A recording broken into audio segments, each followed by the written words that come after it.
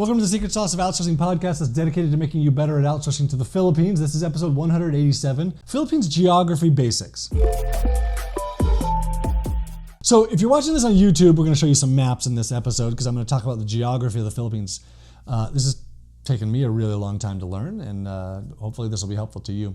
If you're not watching it, I'm going to try and describe it in the audio on this podcast. So here's a quick lesson in the geography of the Philippines, just to make it easier so that you can identify what part of the country your OFS is located in. So the Philippines is divided into like 17 political regions, and they number them 1 to 13, plus then there are 4 other regions that don't have numbers in their name. Region number 1 is the northernmost part of the country, and it goes down to region 13 is the southernmost part. The regions are distributed among 3 different island groups. So you have Luzon in the north, and the Visayas in the center, and Mindanao in the south. You can tell what part of the country a region is in based on the number. Regions 1 to 5 are in Luzon, which is the biggest island group in the Philippines. Also in Luzon are 3 of the 4 unnumbered regions. So I'm going to read these to you because I don't remember these, but there's the Memaropa Region, the National Capital Region, NCR, which is also called Metro Manila, and then the Cordillera Administrative Region. So the Cordillera Administrative Region is way up in the north of the country. Metro Manila, also called NCR. You'll see this abbreviation made kind of regularly. If you go there or even working with your team, NCR would be National Capital Region.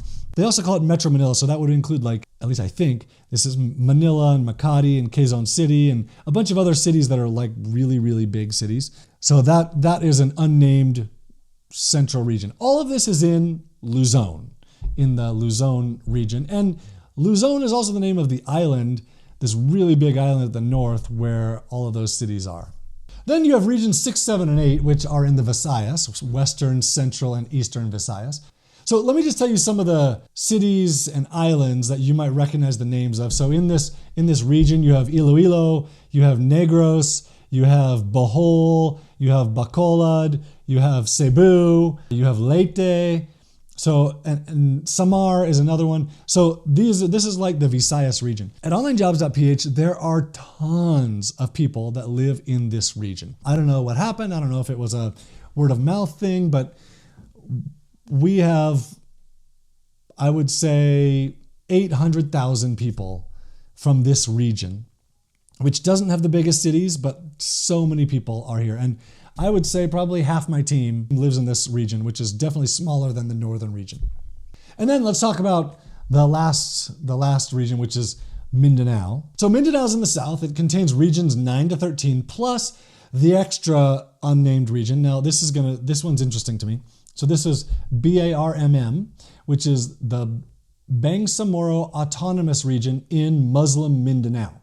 So that Muslim Mindanao region, it's autonomous and it's heavily Muslim populated. A couple of the cities that you might want to know about in this region are Davao and Cagayan de Oro. Those are the big ones, and a lot of people are in Davao. I would say at Onlinejobs.ph, we have a lot of people, a lot of profiles from Davao and the surrounding areas. It's also been a very popular place for Filipino workers to post their profiles on Online Jobs. So why do you need to know these different groups? Well, you'll see them reference their region. Like this typhoon is hitting the Visayas, and it'll hit all of those islands in the Visayas, the central region of the Philippines. So for natural disasters, it's important to know.